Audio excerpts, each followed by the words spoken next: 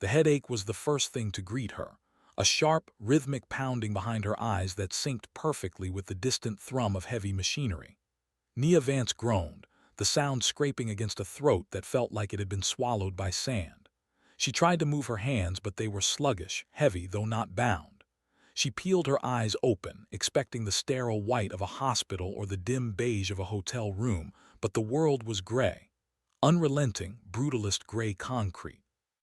The air smelled of ozone, stale sweat, and the metallic tang of dried blood. It was cold, a bone-deep chill that suggested they were either underground or somewhere high in the mountains, though the humidity sticking her shirt to her skin argued for the tropics. Nia pushed herself up from the thin, unforgiving mattress, her combat boots scuffing against the floor. She was still in her gear, black cargo pants, a fitted tactical top, but her utility belt was gone. No knife, no comms, no lockpicks. Panic flared in her chest, a hot white spark, but she crushed it down with the ruthlessness of a seasoned operative. Panic was a luxury for people who expected to die. Nia intended to live. She scanned the cell. It was roughly 10 by 10 feet, a windowless box illuminated by a flickering strip of fluorescent light encased in reinforced mesh. The door was a solid slab of steel with a small, thick glass viewing port and a food slot. There was a stainless steel toilet in the corner, humiliatingly exposed. And she wasn't alone. Nia froze, her muscles coiling tight, ready to strike or defend. In the opposite corner of the cell, sitting on the floor with his back against the wall, was a man. He was watching her. He didn't look like a prisoner. He looked like a king who had momentarily lost his throne but none of his power. He was Korean, strikingly handsome with sharp, angular features that looked like they had been cut from marble. His hair was jet black, slightly disheveled, falling over a forehead that glistened with a sheen of sweat. He was wearing a suit, a bespoke charcoal three-piece suit that probably cost more than Nia made in a year, though the jacket was discarded on the bed next to him. The crisp white dress shirt was unbuttoned at the collar, stained with dirt and darker patches of blood, the sleeves rolled up to reveal forearms that were a roadmap of corded muscle and faint, jagged scars. He sat with one leg drawn up, an arm resting casually on his knee, his posture relaxed but possessing that terrifying stillness of a predator waiting for the wind to change. His eyes, dark and unreadable, tracked her every movement. He hadn't made a sound since she woke up. "Who are you?" Nia asked, her voice raspier than she liked. She stayed on her feet, backing away until her shoulder blades hit the cold steel of the door. "And where the hell are we?" The man didn't answer immediately. He took a slow breath, tilting his head slightly as if evaluating the threat level she posed. When he finally spoke, his voice was a deep baritone, smooth and deceptively calm, his English accented but flawless. "If I knew where we were, I wouldn't be sitting here waiting for you to wake up. As for who I am, that matters less than why we are currently breathing the same recycled air." Nia narrowed her eyes. They put a man and a woman in the same cell. That's against protocol in almost every prison system on the planet. Geneva Conventions, standard operating procedure, basic decency. This violates all of it. "You assume the people holding us care about conventions," he said, a ghost of a cynical smile touching his lips. He stood up then. The movement was fluid, effortless. He was tall, towering over her by a good 6 inches. The air in the small cell suddenly felt much thinner. "My name is Kang Tae-sung, and looking at your tactical gear, the calluses on your hands, and the way you immediately checked for exits, you are not a civilian, private military, intelligence." "Nia," she replied, offering nothing else. "And I know who you are." The recognition had clicked the moment he stood up. The posture, the suit, the face. She had seen his dossier in a briefing room in Langley 3 months ago. Kang Tae-sung, the head of the Jumseong Syndicate, a shadowy criminal empire that moved everything from microchips to munitions across the Pacific. He was a ghost, a myth, a man who supposedly cut the fingers off a rival triad leader while eating dinner. "You're the reason half of Interpol loses sleep at night." Tae-sung chuckled, a dry, humorless sound. "I am flattered my reputation precedes me. though it seems my reputation was not enough to prevent me from being drugged in a Jakarta nightclub and waking up in this concrete coffin. He took a step toward the center of the room, looking up at the camera mounted in the high corner. The red light blinked steadily. This isn't a government black site, Nia. If the Americans or the Chinese had me, I would be in an interrogation chair, not a dormitory. And you would be a lawyer or a diplomat, not a roommate. Nia moved away from the door, circling slowly to keep distance between them. So, private sector, cartel, mercenaries. Or something worse, Tae-sung murmured. He walked to the steel door and placed his hand against it. Listen. Nia stepped closer, wary of him, but leaned in. Beyond the heavy steel, the silence was absolute. No footsteps, no shouting guards, no clanking of keys. Just the low, mechanical hum of ventilation. It's soundproofed, she realized. High grade. We are isolated, Tae-sung said, turning to face her. Up close, she could see the bruising on his knuckles and a cut above his eyebrow. He had fought before they took him down. And the fact that they put us together, it is deliberate, a variable in an equation. They want to see what happens when you put a wolf in. He looked her up and down, his gaze lingering on the combat knife sheath on her thigh that was currently empty. A fox in the same cage. I'm not a fox, Nia snapped. And if you come at me, I'll show you I can bite just as hard as a wolf. Tae-sung's expression didn't change, but the intensity in his eyes sharpened. I do not doubt it, but save your energy. We are not enemies right now. We are assets, and until we figure out the nature of the transaction, we do not kill each other. Agreed. Nia hesitated. Her training screamed at her to neutralize the threat. Kang Tae-sung was a monster on paper, but in this room, stripped of his soldiers and his weapons, he was just a man trapped in the same nightmare. She nodded once curtly. Agreed, for now. Suddenly, the fluorescent light buzzed loudly and cut out, plunging them into pitch blackness. Nia dropped into a defensive crouch, her heart hammering against her ribs. In the dark, the smell of the room seemed to intensify, the mold, the blood. Stay where you are, Tae-sung's voice came from the darkness, calm and commanding. Don't move. A screech of metal on metal echoed through the room. The food slot at the bottom of the door slid open. A beam of red light cut through the dark, scanning the floor. Then, a small, metallic canister was rolled inside. It clattered across the concrete and stopped in the center of the room. Gas, Nia yelled, pulling the collar of her shirt up over her nose and mouth. No, Tae-sung said. The overhead lights flickered back on, blindingly bright this time. The canister wasn't a gas grenade. It was a speaker, a simple, ruggedized audio device. It crackled to life, static hissing before a voice broke through. It was a digitized voice, synthesized to mask any gender or accent, sounding jarringly cheerful. Good morning, Subject 7 and Subject 9. Welcome to the sanctuary. We apologize for the lack of amenities, but your stay is performance-based. Nia exchanged a look with Tae-sung. He was staring at the speaker with cold fury. You are currently located in Sector 4. The door will unlock in exactly 2 minutes. Outside this cell is a labyrinth. Your objective is simple: reach the extraction point on the roof. However, there is a complication. The voice paused, as if savoring the moment. The facility is active. The other residents are hungry, and to ensure cooperation, you have been paired. We have implanted a proximity sensor at the base of your skulls. If you move more than 50 meters apart, the charges will detonate. If one of you dies, the other's charge will detonate. You live together or you die together. You have 50 minutes before the purge cycle begins. Good luck. The speaker clicked off. The silence that followed was heavier than the concrete walls. Nia instinctively reached for the back of her neck. Beneath her hairline, she felt a small, fresh lump, tender to the touch. She looked at Tae-sung. He was doing the same, his fingers brushing the skin behind his ear. His face had gone pale, the stoic mask cracking just enough to reveal raw, burning anger. They rigged us, Nia whispered, horror washing over her. We're tethered. Tae-sung dropped his hand. He looked at her, and for the first time she saw a different kind of danger in him. It wasn't the arrogance of a mafia boss anymore. It was the desperation of a survivor. "Check the door," he ordered, his voice tight. Nia moved to the steel slab. The heavy locking mechanism clanked loudly, the bolts retracting with a sound like a gunshot.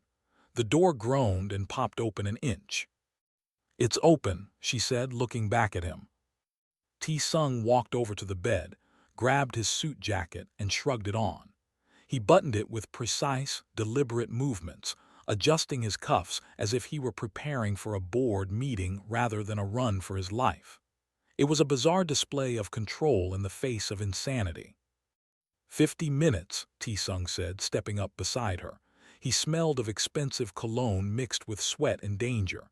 He looked down at her, his dark eyes locking onto hers. "Do not slow me down, Nia, and do not die. My life is now unfortunately tied to yours." "Don't worry, Your Highness," Nia gritted out, pushing the heavy steel door open. It swung wide, revealing a long, dimly lit corridor that stretched into darkness, the walls smeared with grime and questionable stains. From somewhere deep in the complex, a scream echoed, human, primal, and terrified. "I plan on surviving, just try to keep up." Tae-sung stepped out into the hall first, looking left, then right. He motioned for her to follow. "Then let us get the hell out of here." Together, the Mafia Don and the intelligence operative stepped into the nightmare, bound by a bomb and a desperate need for freedom. The corridor outside the cell was a tunnel of oppressive silence, broken only by the rhythmic, wet crunch of their footsteps on the damp concrete. The air here was colder, carrying a draft that smelled of rust and something antiseptic, like a hospital that had been abandoned and left to rot. The walls were lined with heavy pipes that hissed intermittently, releasing plumes of steam that obscured the path ahead. Nia took point, moving with a low center of gravity, her eyes scanning every shadow, every recess. She felt naked without a weapon, her fingers twitching at her side where her gun should have been. Behind her, Kang Tae-sung moved with a different kind of grace. He didn't skulk, he prowled. Even in the dim light, stripped of his empire, he walked with the arrogance of a man who owned the ground beneath his feet. "Sector 4, Nia whispered, pausing at a junction where the hallway split into 3. "That usually implies depth. We're likely underground. If we want the roof, we need to go up, not deeper." Tae-sung stepped up beside her, his shoulder brushing against hers. The contact sent a jolt of electricity through her, a reminder of the lethal tether binding them. He pointed to a faded, yellow stripe painted on the wall, leading toward the left tunnel. "Processing," he read the stenciled text. "Where there is processing, there is usually security, and where there is security, there are weapons." "Or guards," Nia countered. "I am counting on it," Tae-sung replied, his voice devoid of fear. "I feel underdressed without a gun." They took the left tunnel. The architecture began to change, shifting from the brutalist concrete of the cells to something more sterile but infinitely creepier. Tiled walls, shattered glass observation windows, and flickering overhead panels. They passed rooms that looked like medical bays, but the equipment inside was overturned, the beds stained with old, dark fluids. Suddenly, a sound echoed from the darkness ahead, a wet, tearing noise, like meat being pulled from the bone. Nia threw an arm out, stopping Tae-sung. He froze instantly, his breath shallow. They pressed themselves against the wall, merging with the shadows. Up ahead in the center of the hallway, a figure was crouched over the body of a guard. The figure was human, male, wearing the shredded remains of an orange jumpsuit, but there was something wrong with him. He was huge, his muscles swollen and unnatural, veins bulging black against pale skin. He was muttering to himself, a frantic, gibbering stream of nonsense as he rifled through the dead guard's pockets. "One of the residents," Nia breathed, her voice barely audible. "He looks enhanced, drugs, genetic tampering." "He looks like a problem," Tae-sung murmured. He scanned the floor and spotted a foot-long shard of jagged rebar lying amidst some rubble near his foot. He bent down slowly, his suit jacket straining across his back, and picked it up. He weighed it in his hand, testing the balance. "We can sneak past," Nia signaled. "He's blocking the stairwell door," Tae-sung noted, nodding toward the heavy blast door just beyond the feeding creature. "We have to move him." Before Nia could formulate a plan, the creature stopped moving. It stiffened, sniffing the air. Then, with a speed that defied its bulk, it whipped its head around. Its eyes were entirely black, the pupils blown wide, leaking a dark viscous fluid. It let out a shriek that sounded like grinding metal and launched itself at them. "Contact," Nia yelled. She didn't retreat. She stepped into the charge. As the brute swung a massive, clumsy haymaker at her head, she ducked under the arc, using the momentum to drive her shoulder into his solar plexus. It was like hitting a brick wall. The creature grunted but didn't fall. It grabbed Nia by the tactical vest, lifting her off her feet with terrifying strength. Nia gasped, slamming her palms against the creature's ears to disorient it, but its grip was iron. Then Tae-sung was there. He didn't scream or shout. He moved like a blur of charcoal wool and violence. He drove the jagged rebar into the creature's forearm, forcing it to drop Nia. As she hit the ground, she swept the creature's legs, bringing the giant down to one knee. Tae-sung didn't hesitate. He spun, the movement elegant and practiced, and delivered a devastating kick to the creature's temple. The sound of the impact was sickeningly loud. The creature slumped, dazed but not out. It roared, thrashing wildly. Nia scrambled back, spotting the dead guard's baton lying a few feet away. She rolled, grabbed the expandable steel baton, and flicked it open with a snap.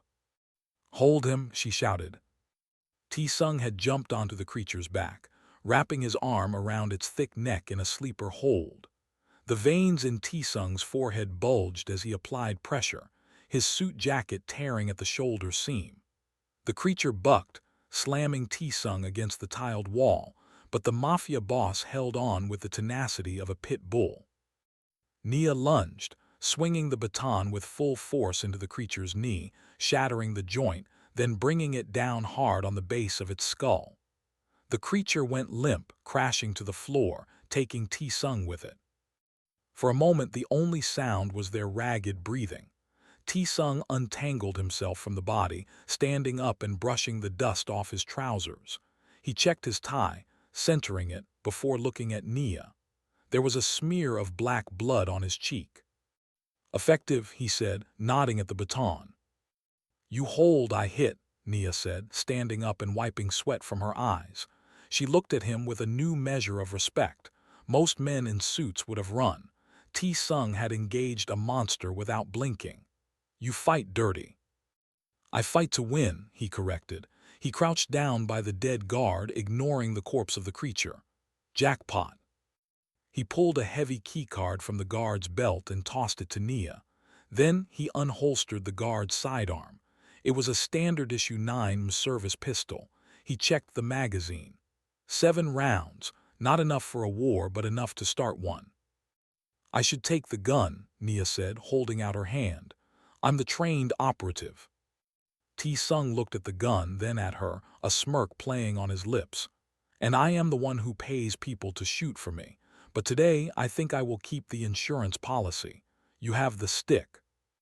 Nia glared at him, but there wasn't time to argue. A sharp beep echoed in their skulls, a warning. 40 minutes remaining. "We need to move," Nia said, clipping the keycard to her belt. She looked at the blast door the creature had been guarding. Stairs. They moved to the door. Nia swiped the card. The light turned green and the heavy mechanism hissed open. Beyond lay a concrete stairwell spiraling upward around a central shaft. It was dark, lit only by emergency red strobes. As they climbed, the tension between them shifted. It wasn't just fear anymore, it was a hyper-awareness of each other. Every time they rounded a corner, they moved in sync. When Nia stopped to listen, Tae-sung stopped. When he accelerated, she matched his pace.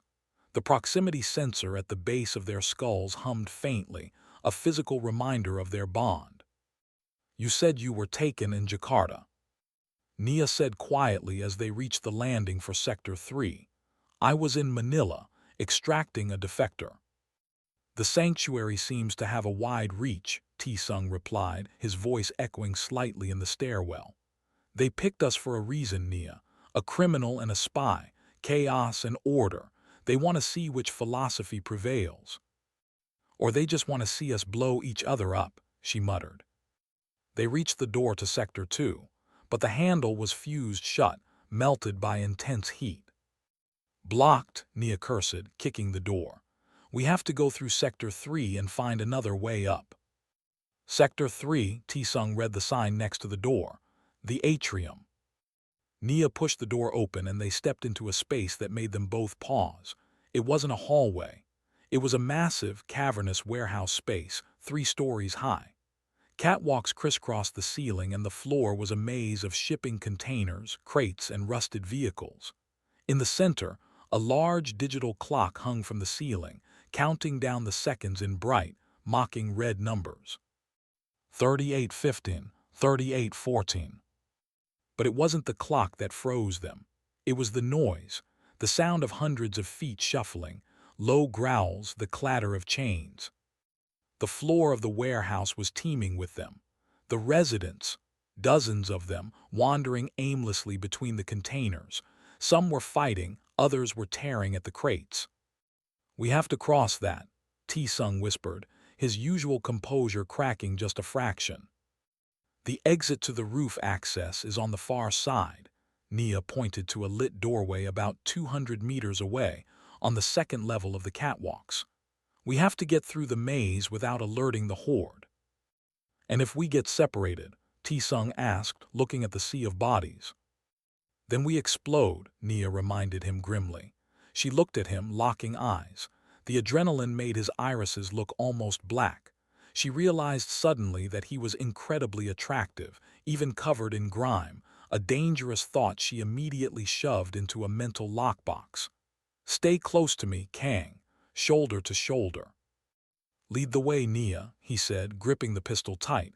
I'll watch your back. Nia crouched low and stepped into the shadows of the first shipping container. Tae-sung followed, his breath hot on the back of her neck. They were walking into a pit of vipers, tethered together by a bomb with 38 minutes to live. The game had just begun. The warehouse floor was a graveyard of industry, a labyrinth formed by rusted shipping containers stacked 2 and 3 high, creating narrow, suffocating canyons of corrugated steel. The air was thick enough to chew, tasting of oil and the copper tang of old blood. Nia moved like smoke, her boots rolling silently from heel to toe, her breathing regulated to a shallow rhythm. Behind her, Kang Tae-sung was a surprising shadow. For a man accustomed to the back of a luxury sedan, he moved with remarkable stealth, his ruined suit jacket discarded, leaving him in the white dress shirt that was now clinging to his back with sweat. They stopped at the corner of a red container. Nia held up a fist, signaling a halt. Around the corner, a group of 4 residents were huddled over a pile of rags, tearing at it with animalistic grunts. They were close enough that Nia could smell them, a sickly sweet odor of decay and chemical runoff. Tae-sung leaned in close to her ear, his voice a vibration against her skin rather than a sound. To the right, there is a gap between the crates. We can squeeze through. Nia nodded. It was a tight squeeze. She went first, sliding sideways through the narrow fissure between 2 massive metal boxes. The space was claustrophobic, dark, and damp. Tae-sung followed, his chest brushing against her back as he shimmied through. The intimacy was forced, a byproduct of survival, but in the dark, heightened by the adrenaline, it felt electric. She could feel the heat radiating off him, the steady, powerful thrum of his heart against her shoulder blades. The proximity sensor at the base of her skull hummed, a constant, nagging reminder that they were 2 halves of a single bomb. They emerged into a small clearing surrounded by crates. It was a dead end, save for a ladder leading up to the top of the stack. Up, Nia mouthed. They climbed. The top of the containers offered a vantage point, but it also left them exposed. They crouched low, moving across the metal roofs. Below them, the sea of bodies shifted. There were hundreds of them, failed experiments. Men and women with distorted limbs, blackened veins, and eyes void of humanity. "My God," Tae-sung whispered, looking down at the nightmare. "What is this place? A disposal site." "A testing ground," Nia corrected, her eyes fixed on the distant catwalk. "They're testing aggression, resilience, and now they're testing us." They were halfway across the atrium when the silence broke. A rusted chain suspending a heavy hook from the ceiling, weakened by years of neglect, finally gave way. The hook plummeted, crashing into a stack of oil drums below with a sound like a bomb going off. The echo rattled the entire warehouse. Every single head on the floor snapped up. For a second there was absolute stillness. Then a collective roar erupted, a sound so primal it made Nia's blood run cold. "Run!" Tae-sung yelled, abandoning stealth. They sprinted across the tops of the containers. Below, the horde surged, clawing at the metal sides, climbing over each other like a colony of ants.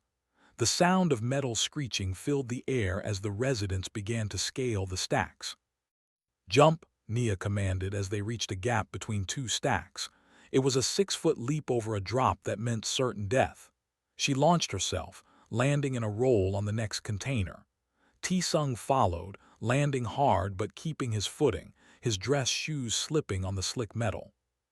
A hand, gray and clawed, shot up over the edge of the container right next to Tae-sung's ankle. He didn't hesitate. He stomped down hard, crushing the fingers, sending the creature falling back into the mass below. "The catwalk ladder," Nia pointed.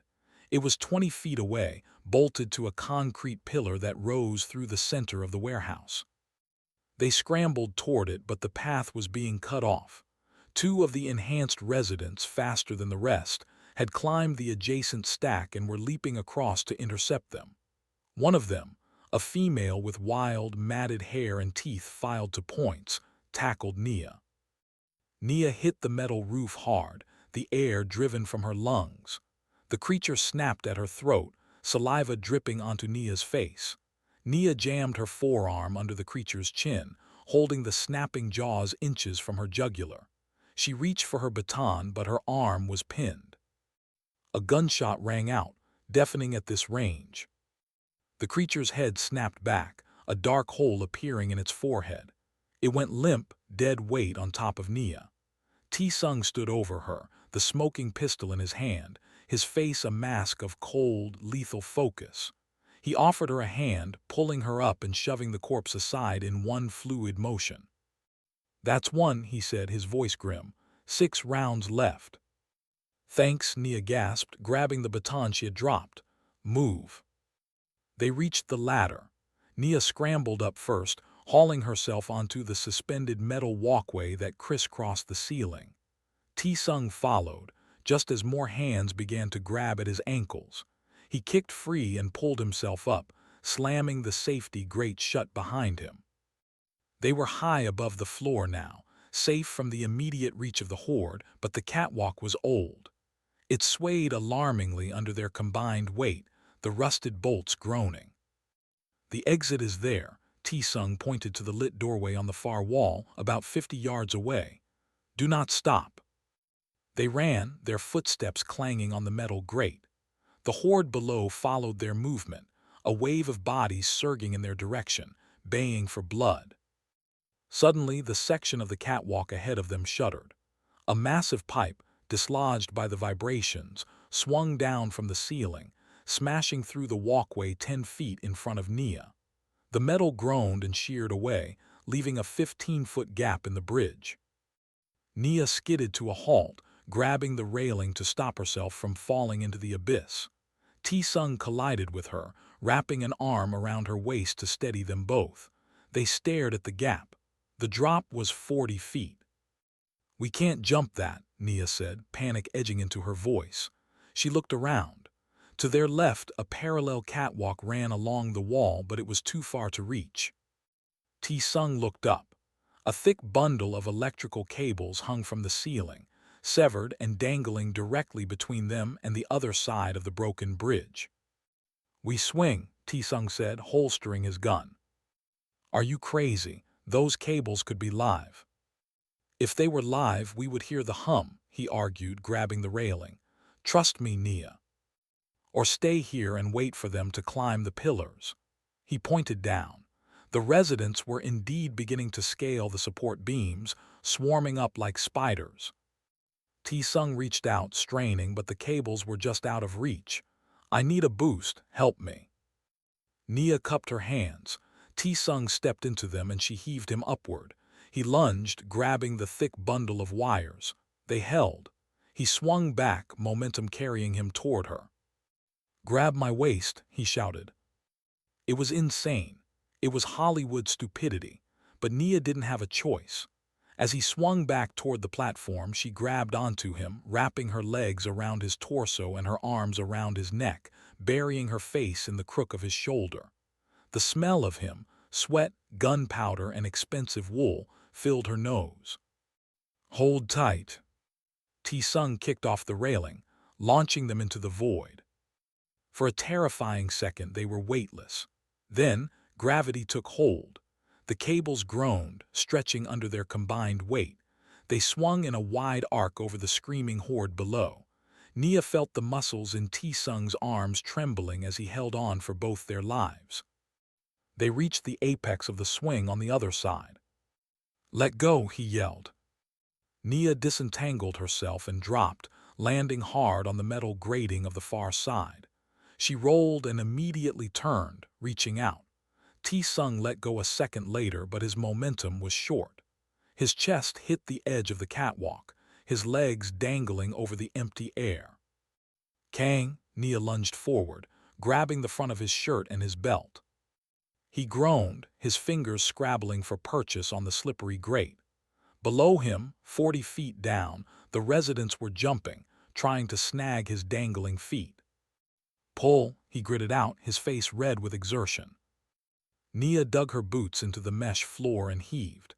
She was strong, but he was heavy dead weight. With a guttural cry of effort, she dragged him up. He scrambled over the edge, collapsing onto the floor beside her. They lay there for a moment, chests heaving, tangled together on the cold metal. Tae-sung was laughing, a breathless, incredulous laugh. We are terrible at dying, he wheezed, rolling onto his back. Nia looked at him, her heart hammering a frantic rhythm against her ribs. She started to laugh too, the sound jagged and hysterical.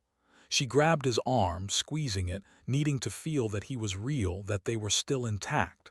Let's keep it that way. She helped him up. He brushed a strand of hair out of her face, his hand lingering for a second too long on her cheek. His eyes were dark, intense, stripping away the layers of the spy and the criminal, leaving just a man looking at a woman who had just saved his life. Sector 3 cleared, he murmured, his thumb grazing her jawline. Nia swallowed hard, the connection between them pulsing hotter than the sensor on her neck. She pulled back slightly, nodding toward the door. Clock's ticking, boss man. 25 minutes left. Tae-sung straightened his tie, though it was now ripped and hanging loose, regaining his composure. After you, agent. They reached the door labeled control room/roof access. Nia swiped the keycard. The light turned green. They stepped through, and the heavy door slammed shut behind them, cutting off the roar of the monsters. They were in a quiet, air-conditioned corridor. But as they turned the corner, they didn't find stairs.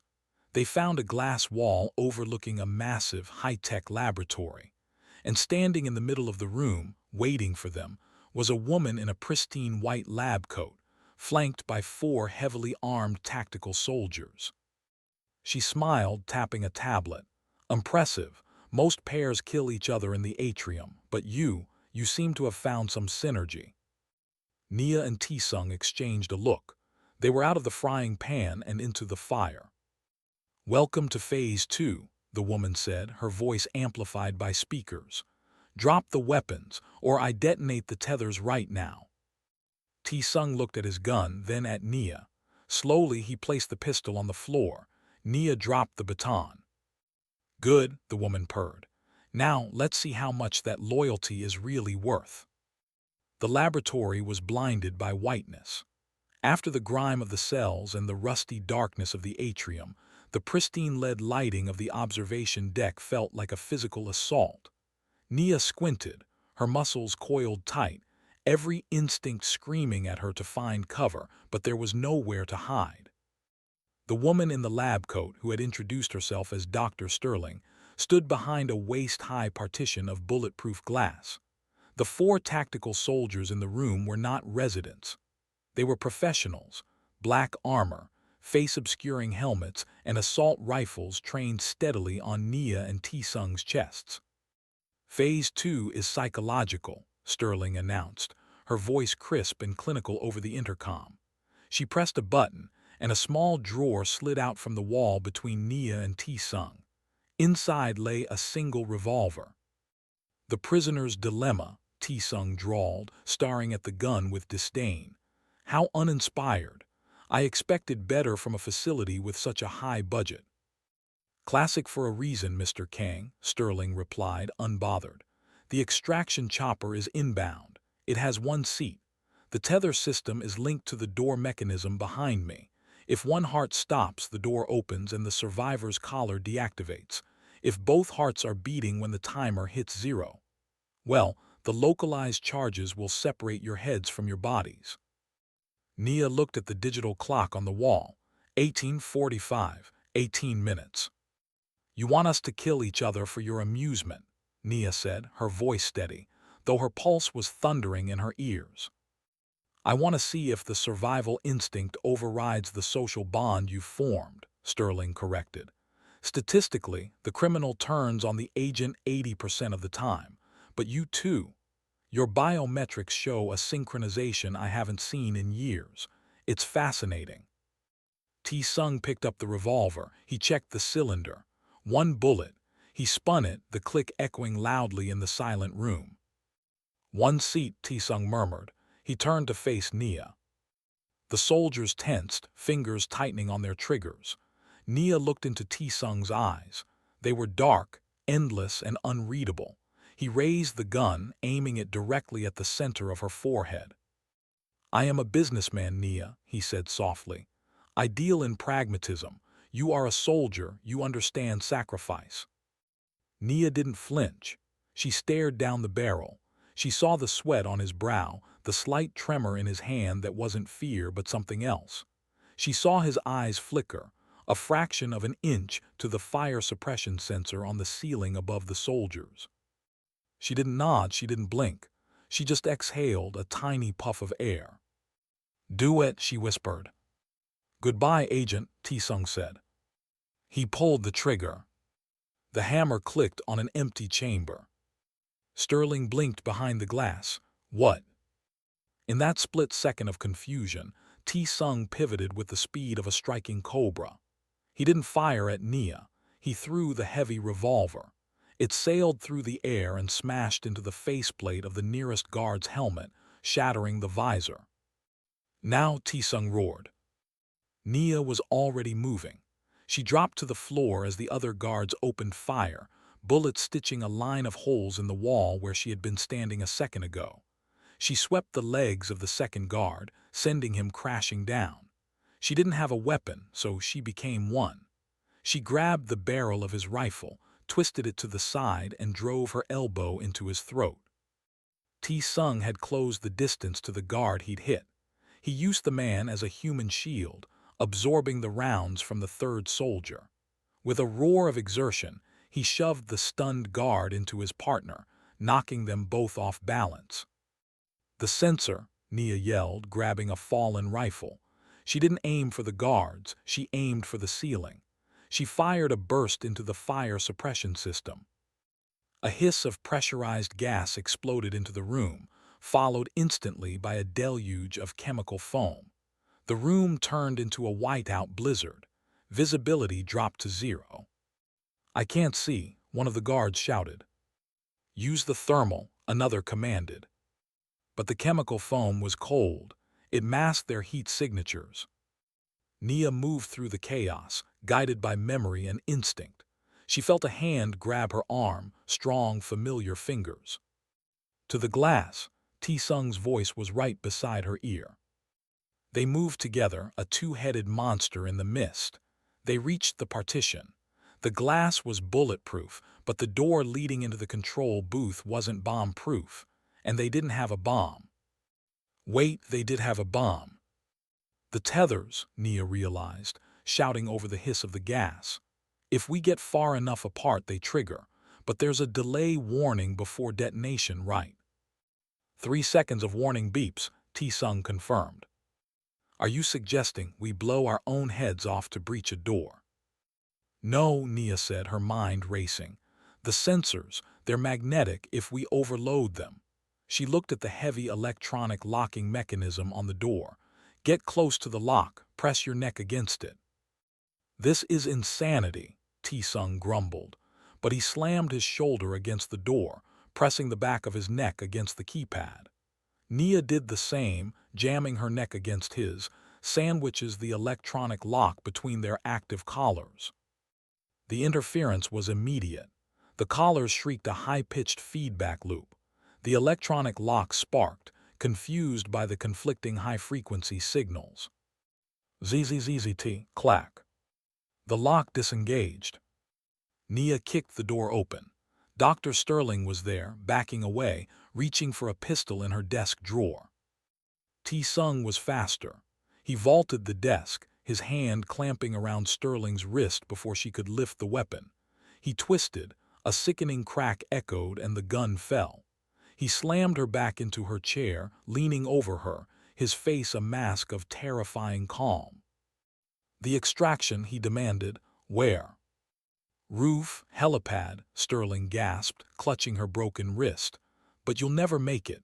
The elevator requires a retina scan. Yours, I assume, Tae-sung asked. He grabbed her by the hair, dragging her face toward the scanner on the wall. Wait, Nia shouted, watching the monitors. The guards outside were recovering, wiping their visors. We have company. Tae-sung slammed Sterling's face into the scanner. The machine beeped cheerfully. Access granted. The heavy doors to the private elevator slid open.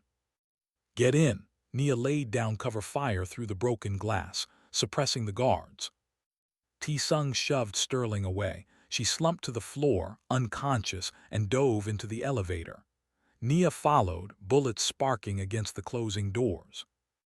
The elevator began to ascend. Silence returned, heavy and thick. The adrenaline crash hit them both simultaneously. Nia leaned against the mirrored wall, sliding down until she was sitting on the floor. Her hands were shaking. She looked at Tae-sung. He was leaning against the opposite wall, his white shirt now stained with foam, blood, and sweat, his chest heaving. He looked at her and the arrogance was gone. In its place was something raw. You didn't check the gun, she said softly. When you pulled the trigger, you didn't know it was empty. Tae-sung held her gaze. I knew the weight. A fully loaded revolver balances differently. I gambled that there was one bullet, and I gambled on where it was in the cylinder. That's a hell of a gamble, Kang. I told you, he said, pushing himself off the wall and sliding down to sit next to her, their shoulders touching.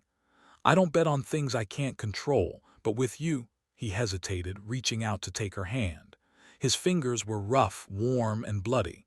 With you, the variables are unpredictable. Nia looked at their joined hands. The contrast, his pale, scarred skin against her dark, foam-dusted knuckles, struck her. In any other world, he was a target and she was the hunter. Here, he was the only thing keeping her anchored to reality. We have 10 minutes, she said, squeezing his hand. The bomb is still active. Then we have 10 minutes to figure out how to remove these things, Tae-sung said. He reached up, his fingers brushing the nape of her neck, tracing the edge of the device embedded there. The touch sent a shiver down her spine that had nothing to do with the cold. He leaned in, his face inches from hers. For a moment she thought he was going to kiss her. She wanted him to. The desire was a sudden, sharp ache in her chest. Nia, he whispered, his voice dropping an octave, if we do not make it. We make it, she cut him off, her voice fierce. She turned her head, her lips brushing against his. It was a ghost of a kiss, a promise. We get out. You buy me that expensive dinner you definitely owe me, and then I arrest you."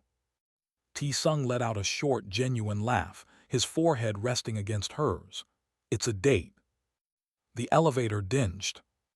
Level R, roof access. The doors opened.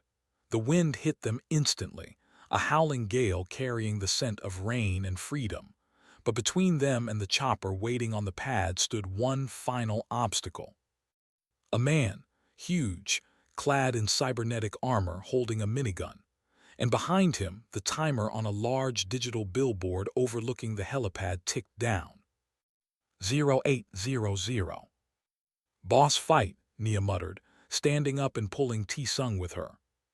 "I hate boss fights." Tae-sung adjusted his cuffs, a flicker of his old smirk returning. "They are terrible for the suit."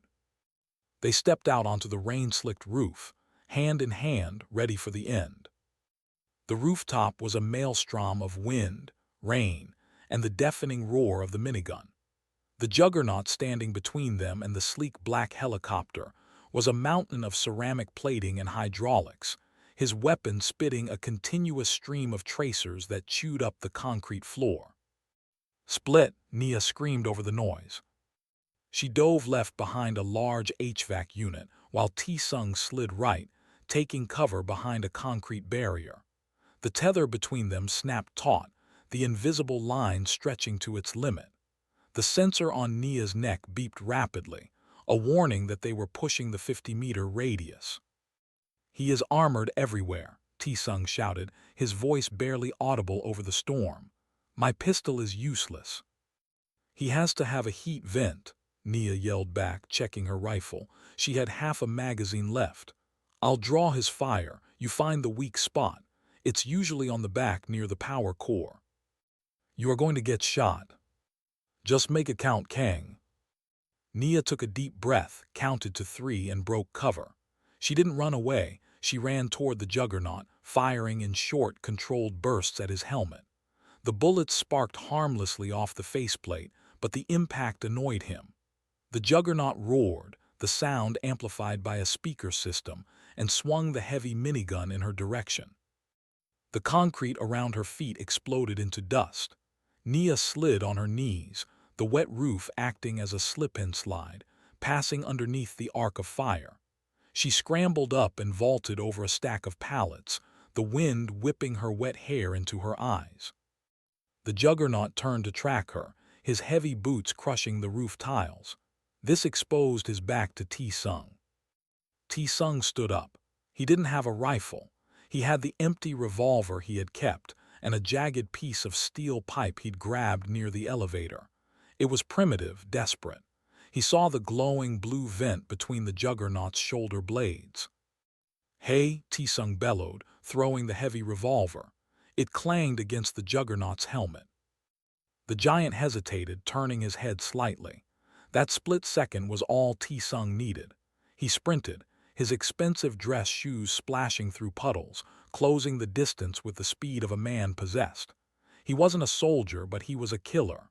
He jumped, planting a foot on the juggernaut's thigh, and drove the steel pipe two-handed into the blue vent. Sparks showered down like fireworks. The juggernaut screamed, a digitized, glitching sound, and thrashed backward. Tae-sung was thrown off, landing hard on his ribs. The minigun spun wildly, firing into the sky. "Nia," Tae-sung gasped, trying to rise. The juggernaut, smoke pouring from his back, stumbled but didn't fall. He dropped the minigun and drew a massive tactical knife from his hip. He lunged at Tae-sung, who was still on the ground. Nia was there. She didn't shoot. She hit the juggernaut like a freight train, tackling his arm. It was like tackling a statue, but her momentum threw his aim off. The knife sparked against the concrete inches from Tae-sung's face. "Together," Nia grunted, grappling with the giant's arm. Tae-sung saw the opening. He grabbed the juggernaut's other arm. They were both hanging off him, weighing him down. The proximity sensors on their necks shrieked. They were literally touching, the signal overlapping intensely. "The frequency," Nia shouted, remembering the door in the lab. "Grab his helmet." It was a gamble. Tae-sung released the arm and grabbed the sides of the juggernaut's helmet. Nia did the same. They pressed their foreheads against the faceplate, bringing their collars into direct contact with the Juggernaut's cybernetics. The feedback loop was instantaneous and violent. The high-pitched screech of the collars interacting with the suit's comms system was agonizing. The Juggernaut seized up, his systems overwhelmed by the magnetic interference. With a final mechanical groan, the suit shut down. The Juggernaut collapsed forward, dead weight. Nia and Tae-sung rolled away just in time to avoid being crushed. Silence returned to the roof, save for the hum of the helicopter's rotors and the pounding rain. The billboard clock ticked down, 01:30. The chopper, Tae-sung wheezed, clutching his side. Go! They limped toward the aircraft. The side door was open. Nia climbed in first, swinging her legs into the cabin. She turned to pull Tae-sung in. He hesitated on the tarmac. One seat, he reminded her, looking at the small cabin. There were two seats, actually pilot and co-pilot, but no pilot. The chopper was automated. Dr. Sterling is a liar, Nia said, grabbing his tie and yanking him hard. Get in, Kang. He stumbled into the cockpit, falling into the seat beside her. Nia slammed the door shut. She scanned the controls. It was pre-programmed. She hit the flashing execute button. The helicopter lurched upward, swinging away from the building just as the digital clock hit 00:00. Below them, the sanctuary didn't explode in a fireball. Instead, the roof vents opened, and a massive cloud of incinerating gas purged the facility. They watched the gray concrete box disappear into the mist below. As they crossed the perimeter fence, a green light flashed on the console. Geofence CLEARED. ASSETS SECURED. A soft click sounded at the base of their skulls. The collars popped open and fell to the floor of the cockpit. Nia reached up, rubbing the raw skin of her neck. The relief was so profound it made her dizzy. She looked at Tae-sung. He was slumped in the co-pilot seat, wet, bruised, his shirt in tatters, looking utterly exhausted and devastatingly handsome. He picked up one of the discarded collars, turning it over in his hand. We made it. We made it, Nia echoed, her voice soft. The adrenaline began to fade, leaving behind a heavy, charged silence. They were alive. They were free. And they were alone in a small box flying over a dark ocean toward the sunrise bleeding gold on the horizon. Tae-sung turned to look at her. The playfulness was gone from his eyes, replaced by a deep, intense gravity. He reached out, his hand trembling slightly, and cupped her face. This time, there was no hesitation. He kissed her. It wasn't a gentle kiss. It was desperate, tasting of rain, blood, and survival. It was the release of 50 minutes of terror and the friction of two worlds colliding. Nia made a low sound in her throat and gripped the lapels of his ruined suit, pulling him closer, anchoring him to her. For a moment, there was no mafia boss and no federal agent, just two people who had walked through hell and come out the other side. When they finally broke apart, breathless, Tae-sung rested his forehead against hers. You are a dangerous woman, Nia Vance. And you're a difficult man, Kang Tae-sung, she whispered, her eyes closed. The helicopter's navigation screen beeped. Destination, Palawan, Philippines. ETA, 40 MINUTES. Tae-sung glanced at the screen, then back at her. The reality of their situation began to settle in. They were heading to a neutral drop zone. Once they landed, the game would reset. He would be the criminal, she would be the law. When we land, Tae-sung said quietly, his thumb tracing her lower lip, my people will be waiting not far. I know, Nia said. She opened her eyes, locking her gaze with his. And my agency will be tracking this transponder. So, he pulled back slightly, his dark eyes searching hers.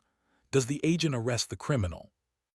Nia looked at him, the man who had fought back-to-back with her, who had risked his life to blind the censor, who had swung over an abyss for her. She looked at the bruises on his face that mirrored her own. She reached down and turned off the helicopter's transponder. The blinking light on the dashboard went dark. The transponder must have malfunctioned during the storm, Nia said, a faint smile touching her lips. It will take the agency hours to find the landing site. By then, the bird will have flown. Tae-sung stared at her, a look of genuine surprise crossing his features. Then a slow, warm smile spread across his face, the first real smile she had seen. Not arrogant, not cynical, just happy. "You are terrible at your job, Agent," he murmured. "I'm on a break," she countered. She leaned back in the seat, closing her eyes, listening to the steady rhythm of the rotors. She felt his hand find hers in the space between the seats, his fingers interlacing with hers, holding tight. 50 minutes, Tae-sung said softly, looking out at the rising sun. "That was the deal, but I think I might need a little more time." Nia squeezed his hand. "We've got 40 minutes to Palawan, don't waste them." As the helicopter flew into the golden light of the morning, the wolf and the fox sat side by side, leaving the cage behind, ready to face whatever world and whatever war awaited them next. But for now, they were just Nia and Tae-sung, and that was enough.